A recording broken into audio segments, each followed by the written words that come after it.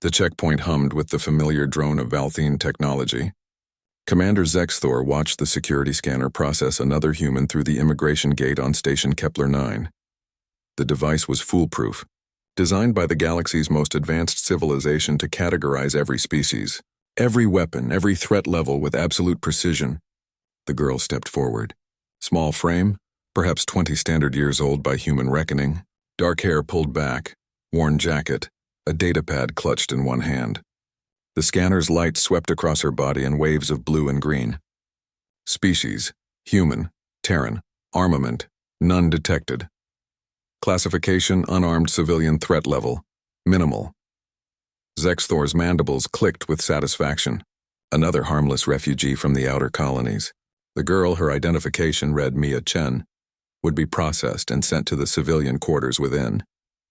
The scanner flickered. Reclassifying. Zexthor's four eyes narrowed. In his 12 cycles manning this checkpoint, he had never seen that message. Threat undefined. The display cycled through readings that made no sense, heat signatures that shouldn't exist, electromagnetic patterns that defied logic. The scanner's AI seemed to be struggling. "Stop," Zexthor commanded, his plasma rifle rising instinctively. "Do not move, human." Mia froze, hands visible, eyes wide. "Is there a problem?" "Scanning error," another guard muttered, a young Valthene named Kier. "Must be a malfunction." "Run it again," Zexthor ordered.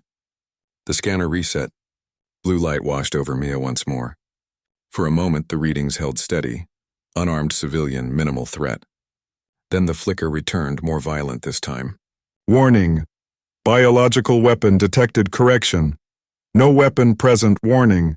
Subject capable of... Error. Capabilities exceed classification parameters." "What are you?" Zexthor demanded, weapon trained on the small human who looked utterly harmless and completely terrified. "I'm just a student." Mia's voice cracked. "I'm here to meet my brother. His name is Leo Chen. He's with the Human Diplomatic Corps. Please, you can check." "Silence!" Zexthor's combat instinct screamed at him. The scanner never lied. If it couldn't classify a threat, that meant the threat was beyond its programming. "On your knees." "Hands behind your head." Mia complied immediately, trembling. Other travelers in the checkpoint began backing away, sensing the tension. Leo Chen burst through the diplomatic entrance, his credentials flashing. "Wait, that's my sister. What's happening?" "Your sibling has triggered our security protocols," Zexthor said, rifle still aimed. "The scanner cannot determine if she is armed or unarmed, threat or civilian." "Explain this." Leo's face went pale, then resolved into grim understanding. He stepped between the rifle and his sister. "Commander, I need you to lower your weapon and listen very carefully. Mia isn't carrying a weapon. She is the weapon, or rather she could be. So could I. So could every human in the station." Zexthor's translator struggled with the words. "Explain." "Your scanner is trying to classify human biology," Leo said slowly. "It's detecting what we are, not what we're carrying. Commander, humans evolved on a death world. We carry within us immune systems that treat diseases like enemy combatants.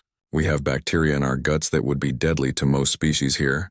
Our emotional responses can trigger adrenaline dumps that turn us into temporary berserkers. We heal from wounds that would kill most species. We can survive temperature ranges, pressure changes, and toxin levels that your scanner probably thinks are weapons." Zexthor's grip on his rifle tightened. "You are saying all humans are biological threats?" "No," Leo said firmly. "We're saying we're survivors. Your scanner is sophisticated enough to detect that every human walks around with the biological equivalent of a warship's arsenal. But we're not weapons unless we choose to be.